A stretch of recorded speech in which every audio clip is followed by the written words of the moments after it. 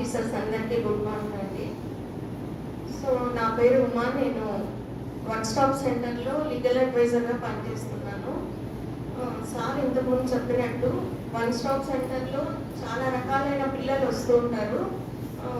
Mostly POCSO cases ఉన్న పిల్లలు, తర్వాత మిస్సింగ్ కేసెస్లో పిల్లలు, తర్వాత ఈ మధ్య కాలంలో కొంతమంది అమ్మ నాన్నతో గొడవపడి మేము మీ దగ్గర ఉండము అని కూడా పోలీస్ స్టేషన్కి వచ్చేస్తున్నారు. అలాంటి పిల్లల్ని కూడా మనకు వన్ స్టాప్ సెంటర్లో తీసుకొచ్చి షెల్టర్ కోసం పెడుతున్నారు. సో ఇలాంటి పిల్లలకి మనము ఫస్ట్గా పోక్సో కేసెస్లో దాదాపుగా పిల్లల స్టేట్మెంట్ రికార్డ్ చేయాలంటే వాళ్ళకి చాలా భయం ఉంటుంది. కానీ చాలా వరకు కేసెస్ అన్ని పోక్సో కేసెస్ వన్ స్టాప్ సెంటర్లోనే ఒక ఎస్ఐ మేడం ఉన్నారు. ఆ మేడమే స్టేట్మెంట్స్ అక్కడే రికార్డ్ చేస్తున్నారు. దానివల్ల వాళ్ళు కొంచెం ధైర్యంగా చెప్పగలుగుతున్నారు ప్రాబ్లం ఏంటి అని. అలానే అక్కడున్న సైకాలజిస్ట్ కూడా పిల్లలకి కౌన్సిలింగ్ ఇస్తున్నారు. మళ్ళీ ఇలాంటి సిచ్యువేషన్స్ వస్తే ఎలా ఫేస్ చేయాలి,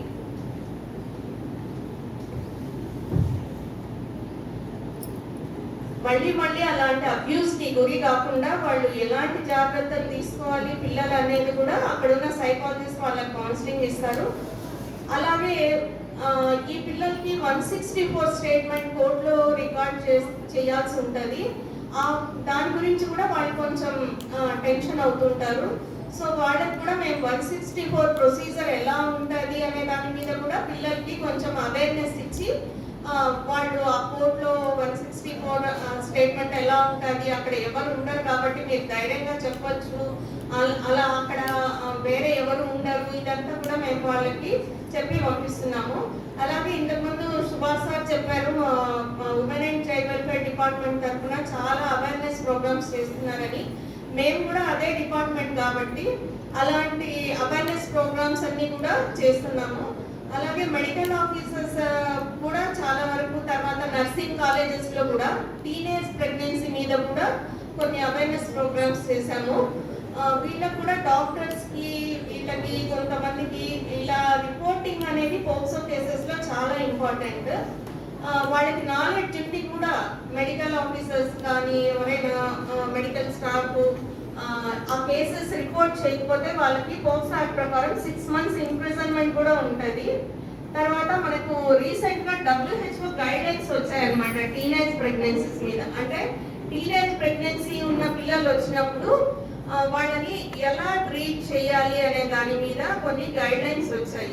దాని ప్రకారం ఏమంటే వాళ్ళకి చాలా వరకు ఈ టెస్ట్లు అన్ని చేసుకోవాలి, సిజేరియన్కి వెళ్ళకూడదు, తర్వాత ఫుడ్ న్యూట్రిషన్ గురించి వాళ్ళకి కౌన్సిలింగ్ ఇవ్వాలి, తర్వాత మళ్ళీ ఇలాంటి ప్రెగ్నెన్సీస్ తెచ్చుకోకుండా కూడా కౌన్సిలింగ్ ఇవ్వాలి. ఇలా చాలా గైడ్లైన్స్ ఉన్నాయి. అంతేకాకుండా వన్ స్టాప్ సెంటర్లో మనం విక్టిమ్ కాంపన్సేషన్ కూడా ఇప్పిస్తారు. GOMS నెంబర్ 28 ప్రకారం మనకి 1 lakh వరకు పోక్సో కేసెస్ విక్టిమ్కి కాంపన్సేషన్ వస్తుంది. కాబట్టి మీకు ఎవరైనా తెలిసిన వాళ్ళు ఉన్నా కూడా మీరు వన్ స్టాప్ సెంటర్కి పంపించచ్చు సార్. ఇది FIR స్టేజ్లో 25,000, షార్ట్ షీట్ ఫైల్ అయిన తర్వాత 25,000, ట్రయల్ అంతా అయిపోయి జడ్జ్మెంట్ వచ్చిన తర్వాత మిగిలిన 50,000 వస్తుంది. అది కన్విక్షనా లేకపోతే అక్విటల్ అనే దాంతో సంబంధం లేదు.